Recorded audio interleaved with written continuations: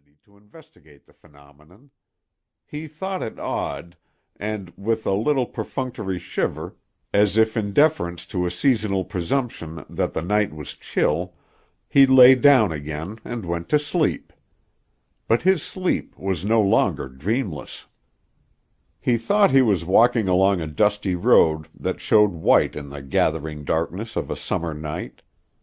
Whence and whither it led, and why he traveled it, he did not know, though all seemed simple and natural, as is the way in dreams. For in the land beyond the bed surprises cease from troubling, and the judgment is at rest.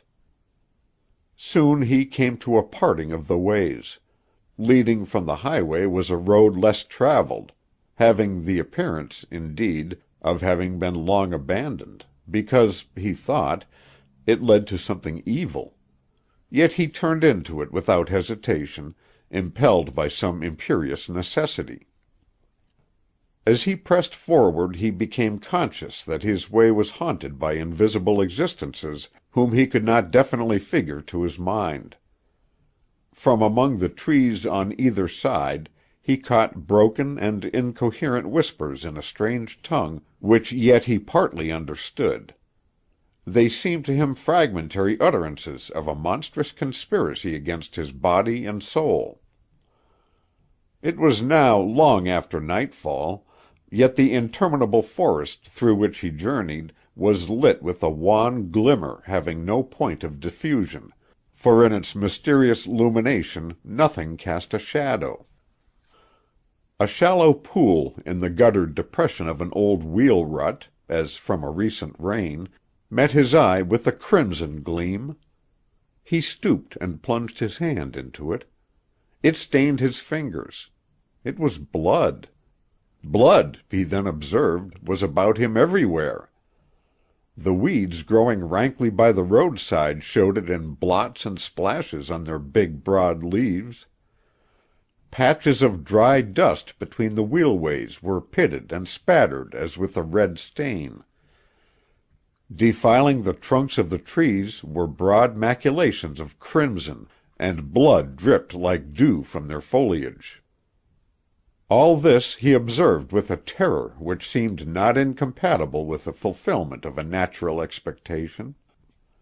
It seemed to him that it was all in expiation of some crime which, though conscious of his guilt, he could not rightly remember. To the menaces and mysteries of his surroundings, the consciousness was an added horror. Vainly he sought by tracing life backward in memory, to reproduce the moment of his sin. Scenes and incidents came crowding tumultuously into his mind, one picture effacing another, or commingling with it in confusion and obscurity, but nowhere could he catch a glimpse of what he sought. The failure augmented his terror. He felt as one who has murdered in the dark, not knowing whom nor why. So frightful was the situation, the mysterious light burned with so silent and awful a menace, the noxious plants, the trees that by common consent are invested with a melancholy or baleful character, so openly in his sight, conspired against his peace.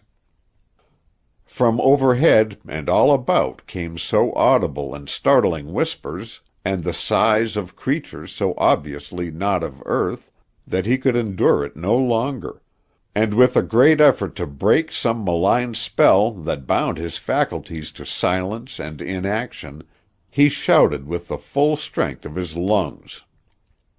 His voice broken, it seemed, into an infinite multitude of unfamiliar sounds, went babbling and stammering away into the distant reaches of the forest, died into silence, and all was as before.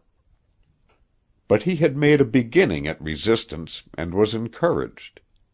He said, "I will not submit unheard.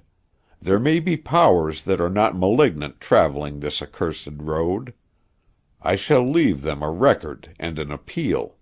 I shall relate my wrongs, the persecutions that I endure, I, a helpless mortal, a penitent, an unoffending poet." To keep listening to this audiobook, I've left you a link in the description so you can do it, at no cost thanks to Audible's 30-day free trial.